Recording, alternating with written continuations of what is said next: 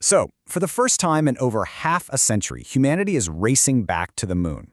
But this time, it's not about planting a flag. Oh no, it's about a much bigger question, a huge question really, one that's going to define this century. Who gets to write the rules for our future in space?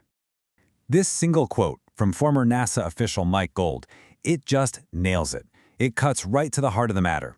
This isn't just another exploration mission. It's a race to set a precedent. The first nation to build a sustainable presence, to start actually using lunar resources, well, they get to define how everyone else has to operate. And that, right there, is why the rush back to the moon has become so incredibly urgent. You know, the Apollo missions were amazing, but they were temporary. They were all about Cold War prestige, flags, and footprints. This new era, it is fundamentally different. We're talking about establishing permanent infrastructure, controlling access to resources, and really dominating that whole cislunar space between the Earth and the Moon. The stakes are just so much higher. So why now? After half a century of leaving the moon to its silence, what has suddenly reignited this global ambition? Well, the answer isn't just about scientific curiosity. It's a direct response to a massive shift in geopolitics right here on Earth. And this slide, it just lays it all out perfectly. Back in the 60s, it was a pure government-funded sprint for national pride.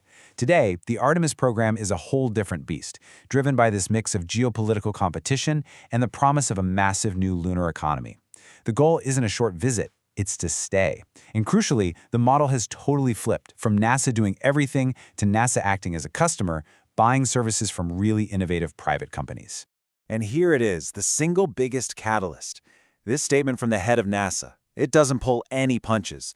The real geopolitical competitor? Yeah, that's China. Their ambitious and incredibly fast-moving space program is the #1 reason the United States has hit the accelerator on its own return to the moon. This is now a two-horse race. But this race isn't just to anywhere on the moon. Nope. Both the US and China have their sights set on a very specific, very strategic location, the Lunar South Pole.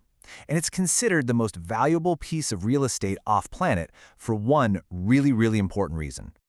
To get why, you gotta know this term, ISRU, or In-Situ Resource Utilization. It sounds super technical, right? But it's just a fancy way of saying living off the land. The ability to find and use resources that are already on the moon is the absolute game changer that makes a permanent base even economically possible. Of course, living off the land there is a huge challenge, with stuff like abrasive lunar dust and these wild temperature swings from boiling hot to cryogenically cold. So what is this crucial resource? It's water. Plain old H2O, but it's frozen as ice in these craters at the South Pole that haven't seen sunlight in billions of years. Now, this water isn't just for drinking. You can split it into hydrogen and oxygen for breathable air. And here's the kicker. You can combine that hydrogen and oxygen to create the most powerful chemical rocket fuel we know. And that right there, that gets to the end game. By creating rocket fuel on the moon, you turn it into a cosmic gas station. It's way cheaper to launch missions to Mars from the moon's low gravity than from Earth. So, you see, controlling the water means controlling the gateway to the rest of the solar system. And make no mistake, there is some serious money at stake here. PricewaterhouseCoopers predicts that activities just on the lunar surface could be worth up to $127 billion by 2050. This isn't science fiction anymore. It's the next great economic frontier. Okay, so we've got the prize, and now we've got the players. The competition has really boiled down to two distinct global alliances, each with its own technology, its own partners, and its own vision for the future of the moon. And this tale of the tape shows you just how tight this race is. Both sides are targeting a crewed landing in the same late 2020s window. They have competing giant rockets, America's SLS, and China's coming Long March 10. But look at the ultimate goals. The US frames the moon as a stepping stone, a testbed for Mars. China's plan is more focused on achieving long-term dominance of the entire Earth-Moon system. And their whole approach is different. The US, with Artemis, is betting big on a new commercial model. It's designed for speed and innovation, where NASA basically buys services from companies like SpaceX. It outsources risk and tries to kickstart a new space economy. On the other hand, China's ILRS program is a traditional, state-directed project. The government owns and controls everything, which can be less adaptable. So you have two very different philosophies being tested here, and the winner could set the template for how humanity expands into the solar system. And this brings us right back to the real competition. It's not just about who lands first, but whose legal and operational framework becomes the global standard. This is the battle for governance. This all hinges on a critical legal gray area. The foundational law of space, the 1967 Outer Space Treaty, says no nation can claim sovereignty over the moon, period. But it's almost totally silent on whether a company or a country can extract, own, and sell resources. That's the loophole this new space race is rushing to define. So the U.S. has a clear three-step strategy to fill that legal void. First, it passed a domestic law back in 2015 giving American companies the right to own what they mine in space.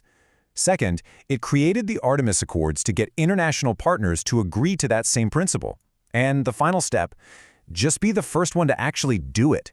Turn your rules into the accepted international norm simply by being there and getting to work. And you can see how that diplomatic race is playing out right here on this chart. As of early 2026, the US-led Artemis Accords have a pretty significant lead, with 61 nations signing on. The China-led ILRS has 17 partners. We are literally watching two competing blocks for lunar governance take shape right before our eyes. Now, this entire competition is about to come to a head. The next 10 years are going to be absolutely decisive, with a whole series of critical milestones that will determine who gains the upper hand. I mean, just look at this timeline. It is incredibly tight.